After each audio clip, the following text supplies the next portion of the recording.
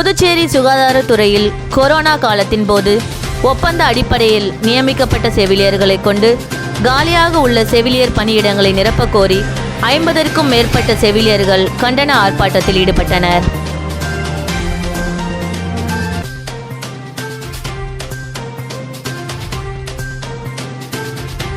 புதுச்சேரியில் உள்ள கூட்டுறவு நிறுவனங்களான பாசிக் மற்றும் பாப்ஸ்கோவில் பணியாற்றும் ஊழியர்களுக்கு நிலுவையில் உள்ள சம்பளத்தை வழங்கக் கோரி சட்டமன்றத்தை முற்றுகையிட முயன்ற AITUC தொழிற்சங்கத்தினரை போலீசார் தடுத்து நிறுத்தியதால் போலீசாருக்கும் போராட்டக்காரர்களுக்கும் இடையே தள்ளுமுள்ளு ஏற்பட்டது.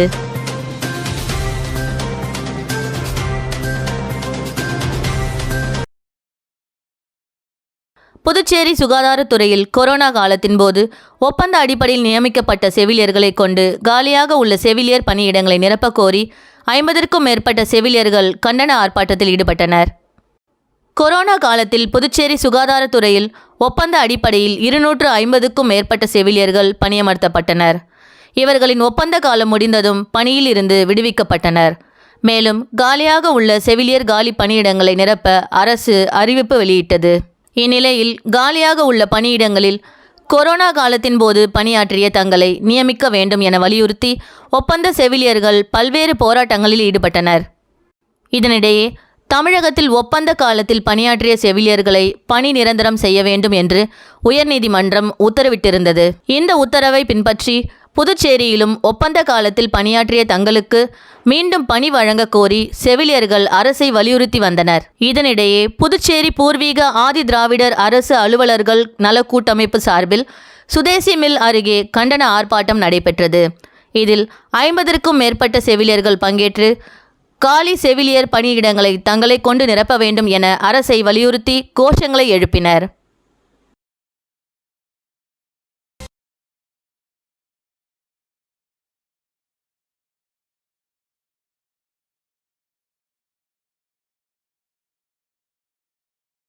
மோடியின் கடந்த 10 ஆண்டுகால ஆட்சியில் அத்தியாவசிய பொருட்களின் விலைவாசி உயர்ந்து பெண்கள் குடும்பம் நடத்த முடியாத அளவிற்கு இன்னல்களுக்கு ஆளாகியுள்ளதாக புதுச்சேரி மகிழா காங்கிரஸ் தலைவி பஞ்சகாந்தி குற்றம் சாட்டியுள்ளார்.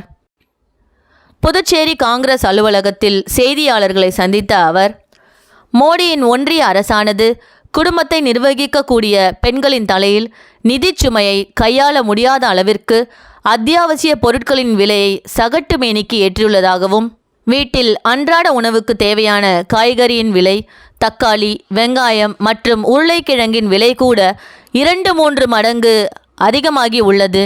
இன்றைக்கு 1 கிலோ பூண்டின் விலை 500 ரூபாய் விற்கிறது.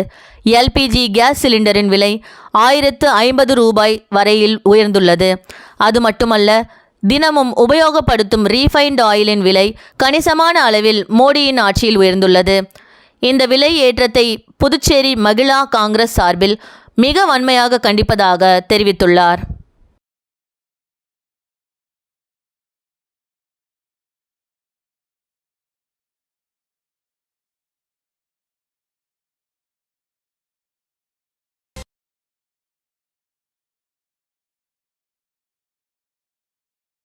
புதுச்சேரியில் உள்ள கூட்டுறவு நிறுவனங்களான பாசிக் மற்றும் பாப்ஸ்கோவில் பணியாற்றும் ஊழியர்களுக்கு நிலுவையில் உள்ள சம்பளத்தை வழங்கக் கோரி சட்டமன்றத்தை முற்றுகையிட முயன்ற AITUC தொழிற்சங்கத்தினரை போலீசார் தடுத்து நிறுத்தியதால் போலீசாருக்கும் போராட்டக்காரர்களுக்கும் இடையே தள்ளுமுள்ளு ஏற்பட்டது.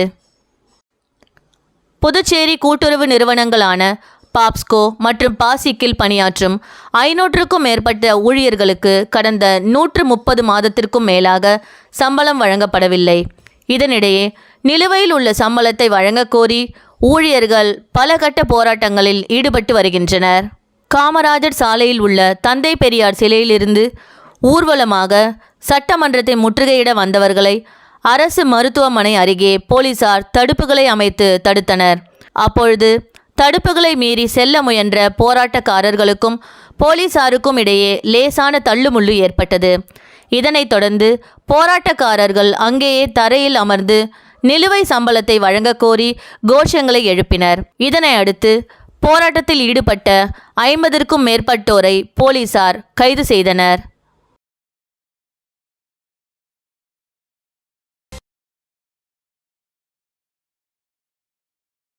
திருபுவனை தொகுதியில் உள்ள பல்வேறு அரசு பள்ளிகளில் பொதுத் தேர்வு எழுத இருக்கின்ற மாணவர்களுக்கு எழுது பொருட்கள் மற்றும் உபகரணங்களை சட்டமன்ற உறுப்பினர் அங்காளன் வழங்கினார். புதுச்சேரி மாநிலம் திருபுவனை தொகுதியில் உள்ள கொத்தபுரி நத்தம் அரசு உயர்நிலைப் பள்ளி, திருவண்டார்கோவில் அரசு பெண்கள் மேல்நிலைப் பள்ளி, திருபுவனை பாளையம் அரசு உயர்நிலைப் பள்ளி, திருபுவனை அரசு உயர்நிலைப் பள்ளி ஆகிய பள்ளிகளில் இந்த ஆண்டிற்கான 10ஆம் வகுப்பு மற்றும் 12ஆம் வகுப்பு பொதுத் தேர்வு எழுத இருக்கின்ற மாணவர்களுக்கு எழுது பொருட்கள் மற்றும் உபகரணங்களை வழங்கும் நிகழ்ச்சி நடைபெற்றது. இந்நிகழ்ச்சியில் தொகுதியின் சட்டமன்ற உறுப்பினர் அங்காளன் சிறப்பு விருந்தினராக பங்கேற்று பள்ளி மாணவர்களுக்கு எழுது பொருட்கள் மற்றும் உபகரணங்களை வழங்கி பாராட்டி வாழ்த்து பேசினார். அதனைத் தொடர்ந்து மாணவர்கள் பொதுத் தேர்வில் அதிக மதிப்பெண் பெறுவதற்காக பள்ளியில் மாலை வேளையில் சிறப்பு வகுப்புகள் ஏற்பாடு செய்யப்பட்டிருந்ததை தொடர்ந்து மாணவர்களுக்கு இரவு உணவுகளை வழங்குவதற்காக சட்டமன்ற உறுப்பினர் அவர்களின் சொந்த செலவில் ஏற்பாடுகள் செய்யப்பட்டு மாணவர்களுக்கு வழங்கப்படும் என தெரிவித்தார். அதனைத் தொடர்ந்து புதுச்சேரி அரசு கல்வித்துறையின் மூலமாக பள்ளி மாணவர்களுக்கு வழங்கப்படுகின்ற சிறுதானிய சிற்றுண்டியை வழங்கி மகிழ்ந்தார். மேலும் நிகழ்ச்சியின் போது பள்ளியின் தலைமை ஆசிரியர்கள், வகுப்பாசிரியர்கள், சட்டமன்ற உறுப்பினரின் ஆதரவாளர்கள் என ஏராளமானோர் கலந்து கொண்டனர்.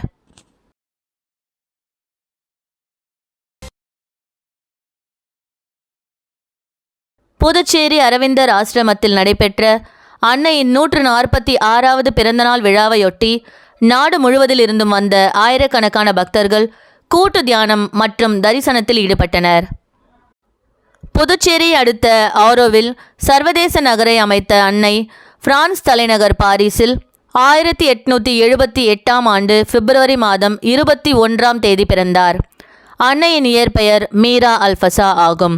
சிறிய வயதிலேயே கல்வியில் சிறந்து விளங்கிய அன்னை அரவிந்தரின் ஆன்மீக கொள்கைகளால் ஈர்க்கப்பட்டு 1914ஆம் ஆண்டு புதுச்சேரி வந்தார். அரவிந்தருடன் இணைந்து ஆன்மீக பணிகளில் சேவையாற்றிய அவர் அரவிந்தர் மறைவுக்கு பிறகு அன்னையின் பெரும் முயற்சியால்தான் புதுச்சேரியில் அரவிந்தர் ஆசிரமும் மற்றும் ஆரோவில் சர்வதேச நகரமும் தோற்றுவிக்கப்பட்டன. அன்னையின் 146வது பிறந்தநாள் விழாவையொட்டி இன்று காலை முதல் அரவிந்தர் ஆசிரமத்தில் அன்னை வசித்த அறை பக்தர்களின் தரிசனத்திற்கு திறக்கப்பட்டது.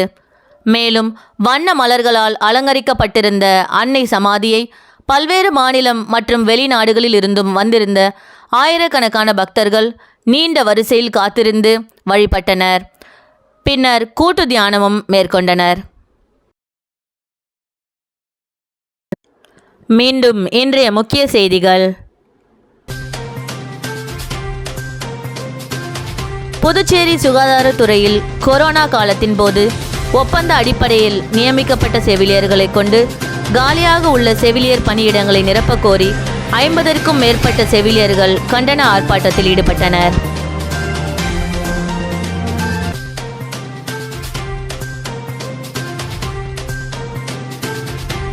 புதுச்சேரியில் உள்ள கூட்டுறவு நிறுவனங்களான பாசிக் மற்றும் பாப்ஸ்கோவில் பணியாற்றும் ஊழியர்களுக்கு நிலுவையில் உள்ள சம்பளத்தை வழங்கக் கோரி சட்டமன்றத்தை முற்றுகையிட முயன்ற AITUC தொழிற்சங்கத்தினரை போலீசார் தடுத்து நிறுத்தியதால் போலீசாருக்கும் போராட்டக்காரர்களுக்கும் இடையே தள்ளுமுள்ளு ஏற்பட்டது.